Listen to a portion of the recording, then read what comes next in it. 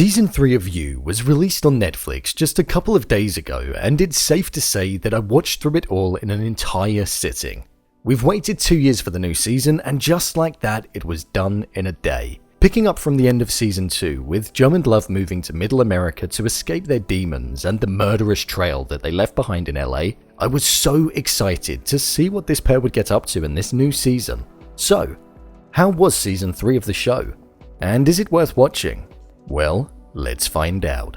Before I go ahead, make sure you go over to my Twitter, @BrainPilot_, and tweet me what show or movie you'd like me to review next. So without further ado, I'm BrainPilot, and here is a review of You Season 3. Just to let you know, this video will contain spoilers, so watch with caution. The story. I feel Season 3 of the show had the most arcs going on when compared to the previous two that we've seen. We were introduced to an entirely new neighborhood, which is something that we've not had done before to this level of depth where there was extensive character development and sharing. We pick up the show at a time where it feels Love and Joe's marriage is clearly not working.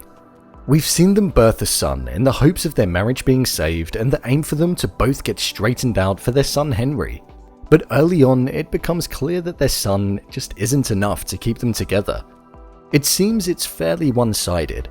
Love is still in love with Joe and is prepared to do anything to keep their marriage alive, such as killing people, which is what we saw in the first hour of the new season, where it sets up the narrative for Season 3 in Who Killed Natalie, whereas Joe wants to steer clear of that lifestyle and only believes in killing for the greater good.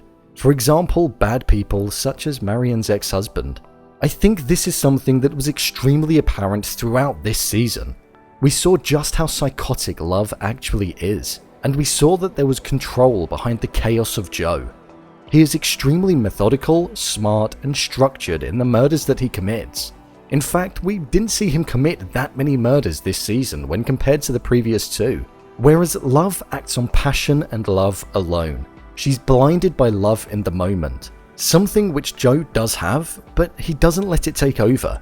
The dynamic difference between the pair in this season is their reasoning behind their actions, and it was great to see on screen and develop over the 10 episodes until the pair were on two completely different pages.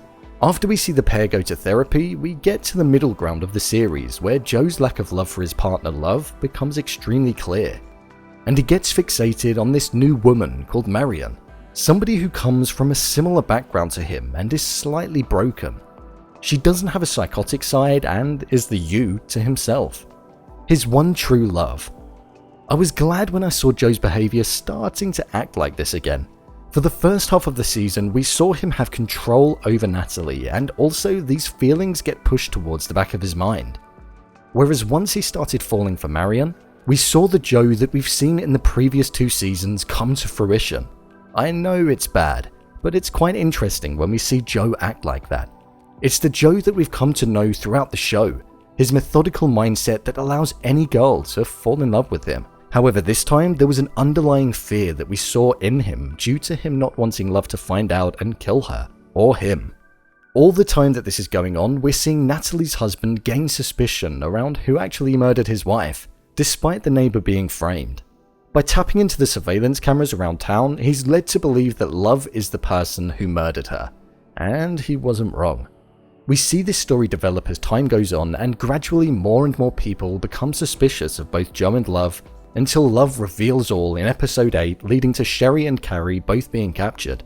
There were two affairs that took place in this season. We saw the affair between Joe and Marianne.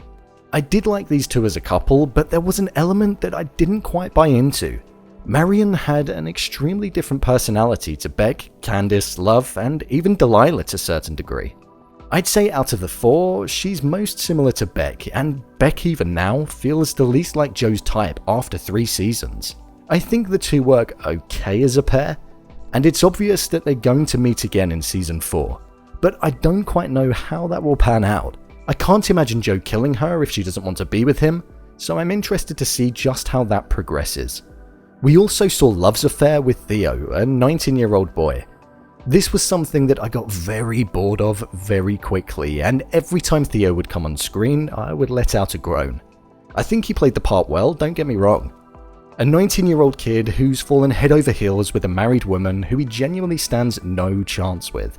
But it was something that I just got fed up with after a while.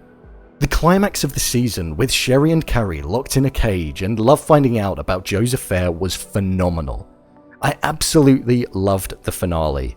I loved the build-up, the fact Love mentioned Joe could not be with anybody else and nobody would love him as much as she did, leading her to go on to paralyze him like she did her first husband before killing him, then for Joe to then be one step ahead and anticipate that she was going to poison him, leading him to find something to counterbalance it, and then he was then able to murder her with a stronger dose in the most painful of ways, as he explained. It was almost poetic, and it was actually quite sad to watch Love speak her final words. I know he didn't love her in the end, but he did at one point, and I feel deep down he wouldn't have wanted to do that. Like he said, he just needed to stop her. I think it was the perfect way to conclude Love's story. She was chaotic, out of control, and I don't believe she would have been able to function without Joe. It was a beautiful ending for the pair. All of this for Joe to then go on and manage to frame Love for all that happened and also make out like he was killed by cutting off his own toes. It shows the extreme levels that he's prepared to go to in order to protect himself and his son Henry. The scene where he gave up Henry was extremely hard to watch, and you can see just how much love he has for his son. He just doesn't want him to go through the system like he did. I have to call out the song that was being played over the final scene with the pair in. It was an amazing choice and had lyrics that suited the scene perfectly. The final episode really did go above and beyond and far surpassed my expectations. The show isn't afraid to kill off main characters, and that's one thing I love about it. Joe remains a free man, clear of any of the murders or framings that took place, and he's off to live a new life in Paris. Only this show could get away with that and still make it look so believable and make you like Joe. Sorry, I mean Nick, more than ever. The cast. I think the cast in this show were all chosen perfectly. Penn Badgley delivered a performance that was stronger than ever. We saw different sides to Joe in this season, and they were all true to the character's personality traits. He's charismatic, charming, but also evil, but you can't help but not like him. It's messed up, but he plays the part so well. The same goes for Victoria Pedretti as Love. She was even more crazy than ever and showed a wide range of emotions. Love, yearning to be loved, anger, passion, and psychotic natures. They would change in the click of a finger, and she was phenomenal to watch. Her final scene was extremely emotional as well, along with the monologue that Joe wrote. Seeing this character come to an end was extremely powerful, and I loved her performance throughout. There were many other new characters that took up more supporting roles that were introduced in Season 3, such as Theo, who was a character that I wasn't really a huge fan of. I found him extremely annoying, but I know that was the point, so it was a good performance. We had Sherry and Carrie, who were the showbiz couple of the town. I thought their personalities were extremely interesting and was something completely different to the show. Sherry was the fake annoying best friend, and I thought that role was executed perfectly. Matthew, the neighbor next door, I thought was also a good character. I feel he never really got the satisfying end that I feel the character deserved, but the performance by Scott Speedman was exactly what the character needed. Tati Gabrielle as Marianne delivered an extremely convincing and emotional performance throughout the entirety of the season. Her connection with Penn Badgley, considering that this was her first introduction to the show, was extremely strong, and you did buy into the relationship. But as mentioned, she's not been my favourite love interest of Joe. Final thoughts. Overall, I would say that I thoroughly enjoyed Season 3 of the show. Do I think it's the best season of the show? Personally, no.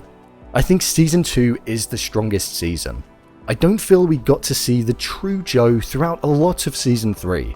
I feel the middle of the season felt like there was a lot of story filler. I understand that the story needs to develop in a natural way and we need to see the relationships develop, but I did start to drift off a little in the middle. All of the stuff at the vineyard, the speculation around Love being pregnant, and the seducing of Theo to find out if there was any information didn't really turn into anything in that moment. I think the finale was incredible and the best ending to a season that we've seen. Period. It was well thought out and we saw just how Joe is always one step ahead of everybody. Even us. Something we've seen throughout the character's entire existence. I loved it. I would suggest giving Season 3 a watch, and I believe Season 4 has been set up to be like what Season 2 was when it first aired. I can't wait to see what the new season brings when it gets released. So, there you have it, what I thought of Season 3 of You. If you want to see what's currently known about Season 4 and also theories, following Netflix's most recent announcement, hit the I button in the corner. What did you think of Season 3? Did you enjoy it? Leave a comment down below, and don't forget to subscribe. I'll see you next time.